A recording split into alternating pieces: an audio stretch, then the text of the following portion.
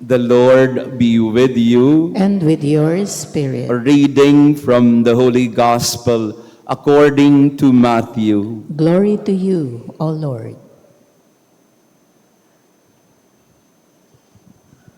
When John the Baptist heard in prison of the works of the Christ, he sent his disciples to Jesus with this question: Are you the one who is to come, or should we look for another? Jesus said to them in reply, Go and tell John what you hear and see. The blind regain their sight, the lame walk, lepers are cleansed, the deaf hear, the dead are raised, and the poor have the good news proclaimed to them. And blessed is the one who takes no offense at me. As they were going off, Jesus began to speak to the crowds about John. What did you go out to the desert to see? A reed swayed by the wind. Then what did you go out to see? Someone dressed in fine clothing? Those who wear fine clothing are in royal palaces. Then why did you go out to see a prophet? Yes, I tell you, and more than a prophet. This is the one about whom it is written, Behold, I am sending my messenger ahead of you. He will prepare your way before you. Amen, I say to you, among those born of women, there has been none greater than John the Baptist. Yet the least in the kingdom of heaven is greater than he. The Gospel of the Lord. Praise to you, Lord Jesus Christ. Please be seated. Praise be Jesus Christ. Now and forever. Good morning, dear friends. Pakibating ang katabi natin ng Merry Christmas in advance. Gaudete Sunday now, and almost the feel is joy. Gaudete means joy. So to our online parishioners, ay sana masaya din ang inyong Pasko. Pakitanong ang katabi natin, masaya ba ang Pasko mo? Taas ang kamay na masaya na. O yan. Pero ang magandang tanong ay hindi lang kung masaya ang Pasko, magandang itanong din, it would be good to ask also, then what will make you happy? What will give you a merry or joyful Christmas? So tanungin natin, ay anong magpapasaya sa'yo? Kung gusto mong masaya ang Pasko, anong magpapasaya? Well, obviously, for some people, what will make them happy or to have a Merry Christmas is to have some, well, obviously, to have some material gifts, money, or gadget, cell phone, or new clothes, or new shoes. And it makes us happy, and there's nothing wrong with that. Pakitanong ang katabi rin, what's your Christmas wish? Would you like to have a car this Christmas, or a new laptop? It makes us happy. But at the end of the day, again, Gaudete is a different kind of happiness. The Lord is telling us to rejoice, but to rejoice for the right reason. Gaudete Sunday is the joy of having known that the Lord is near. Kaya tayo masaya kasi malapit na siyang isilang. The Lord is near. So, it's the joy of nearness. It's the joy of anticipation. It's the joy of a presence that you gradually and slowly feel getting stronger as the day goes by. Ang ating kagalakan ay nanggagaling sa malapit na. Makasabi nga sa katabi, malapit na. That brings us joy. This is the joy that we find and see in the airport. I don't know kung nakapunta na kayo sa airport, mga bata. Yan. Sa airport, meron dong parang waiting area, arrival area. Pagdating ng mga nasa ibang bansa, pagbaba ng eroplano, doon sa labas ng airport, lalo na sa NAIA 1, nandun yung mga waiting area. Kaya pag nandun ka sa lugar na yon, nandun yung masaya yung mga tao. At titinan mo yung mga mukha nila, itsura nila, lahat sila nakatingin doon sa pintuan ng airport. Lahat sila nakatingin doon sa sliding door. Kasi they are anticipating a first glimpse of their loved one coming out of the airport. Yun yung Gaudete. Gaudete is the joy of, He is not yet here, but He is coming out. Palabas na siya. Kaya, ako po, time and again, I have seen in the airport, families with their banners welcoming their mommy or their daddy or their sibling. May mga banner pa sila na nagsasabi ng welcome, and everybody is happy. A few days ago, we have something like that here in our parish. We had a visitor, a family of around 30, even 50 people. Ang dami-dami nila. At tinanong ko kung bakit sila nagsimba na magkakasama. They almost filled up the first 3 pews of the church. So tinanong ko after the Mass, mayroon po bang piyesta? Buong barangay ang inyong daladala? And they told me, Father, our mommy arrived. At lahat ng angkan ay sinalubong siya sa airport.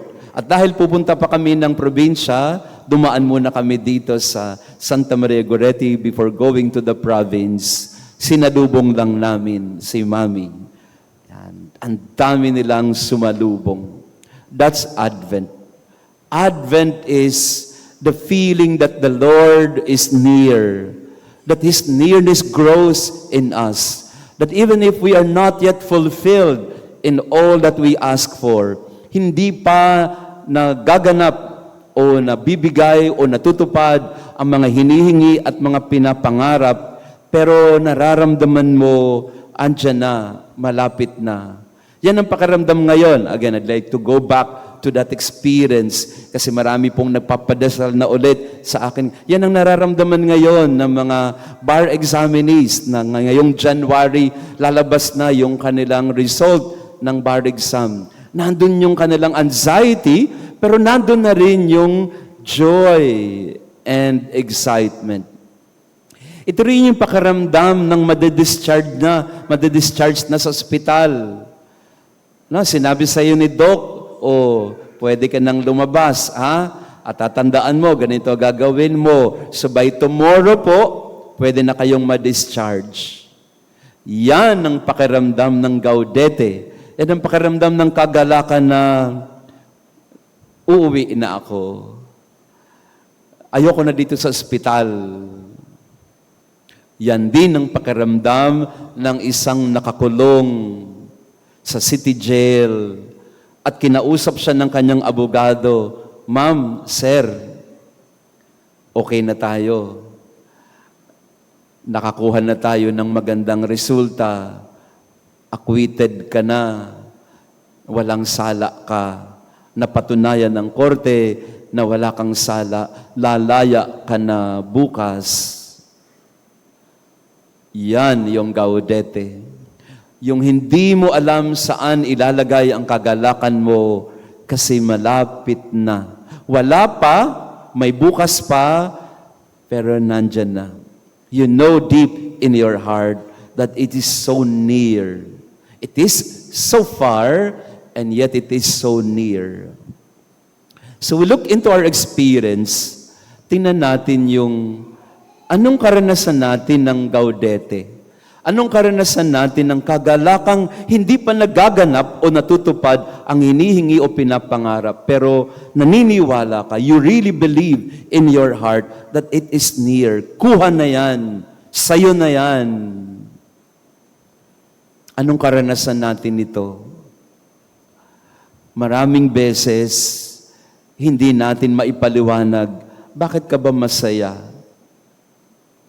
Masaya ka kasi alam mo, the future is bright. That by tomorrow or the next days, you know that your life will change. So ang pakaramdam ba natin ngayon ay sasaya ka na o malulungkot ka pa rin? Pakitanong ang katabi natin, sasaya na tayo, bagsak pa rin. We believe in our heart that God will not fail us. Gaudete is the hope that does not disappoint. Hope does not disappoint because it is God who is trustworthy, who has made the promise. It is the joy in the promise, not in the fulfillment. It is in the joy of anticipation, not in the execution. It is the joy in waiting rather than in the arrival. And it's also important to have that disposition in our life. Maganda rin na maging ganon ang disposition natin sa buhay. Na buong buhay natin, araw-araw, alam mong hindi pa nangyayari, alam mong hindi pa magaganap ngayon o bukas, pero alam mong mangyayari yan. It is more than optimism because it is a hope that you entrust and surrender to the Lord who can be trusted. A God who will not fail you. It hasn't happened yet. Your dreams have not yet been fulfilled. What you wait for has not yet arrived. You are still in that, ang tawag nila sa filosofiya doon ay, you are still in that liminal stage. You are in that precipice of coming and waiting. Andyan na, pero wala pa. Pero nandun na yung aking pag-asa. Nandun na yung aking pagtitiwala. Nandun yung aking pagkapit. Hindi ako mabibigo at hindi ako bibiguin. Kasi katiwa-tiwala ang nangako sa akin. It is the joy in the promise more than the fulfillment. It is in the joy that even if things are not yet given to you, you are still happy. Kahit wala pa yan, alam ko, darating yan. Kahit hindi pa nabibigayan, alam ko, mapapasa akin din yan. At masaya ako na naghihintay. Masaya ako kahit hindi pa buo at ganap. Sometimes, we wait for things to be perfect for us to be happy. Sometimes, we wait until the gift arrives and then we will be happy. As if happiness or joy is the outcome of fullness and fulfillment. When in fact, joy is a disposition before, during, and after. Don't just wait to be happy when your dreams are there already. Be happy and be joyful as you try to achieve these dreams. Yung po yung pag nagre-review ka, hindi pa pasado sa exam, pero habang nagre-review ka, hindi ka natatakot. Natutuwa ka kasi umabot ka na sa review. Hindi ka na nag-aaral, pero hindi ka papasado, pero nagre-review ka na. Marami sa atin nagre-review, takot na takot. Baka ano mangyari bukas, hindi tayo pumasa. No. True and true, all throughout the process of our journey in life, there must be joy. May kagalakan. Ang kagalakan mo hindi dapat dumating lang pag nandyan na. Pag nakuha mo na, ang kagalakan ay dapat naririyan. Kahit alam mo, wala pa. Pakitanong ang katabi natin, masaya ba ang Pasko mo?